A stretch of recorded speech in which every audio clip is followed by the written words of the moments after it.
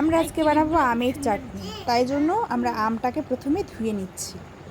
আমটাকে ভালো করে ধুয়ে পরিষ্কার করে নিয়ে কেটে নিতে হবে। আমাদের ধোয়া সম্পূর্ণ হলো, এবারে কেটে নিচ্ছি আমটাকে। আমের ছোলা ছাড়িয়ে কাটছি আজকে আমরা আম। ছোলা ছাড়িয়ে নিয়ে আমটাকে আমি কেটে নিচ্ছি টুকরো টুকরো করে, যেমন যার ইচ্ছা হয় আমের চাটনি বানানোর জন্য বড় বড় করে ছোট ছোট করে কাটতে পারো তোমরা।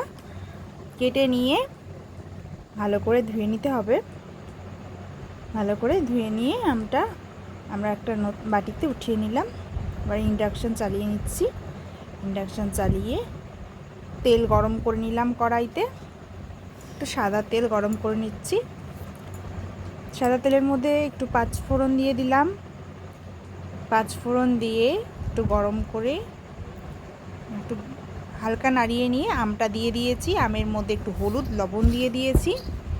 হলুদ লবণ দিয়ে আমটাকে কয়েক মিনিট নাড়িয়ে নিলাম। একটু পাওয়ারটা আমি কমিয়ে নিয়েছি, ভুল করে আবার বাড়িয়ে নিয়েছি পাওয়ারটা। তারপরে আমি আমের ভিতরে একটু জল দিয়ে দিচ্ছি। আমটা নাড়িয়ে নাড়িয়ে একটু জল দিয়ে দেব। জল দিয়ে ঢাকা দিয়ে রাখবো আমটা সিদ্ধ হওয়ার জন্য।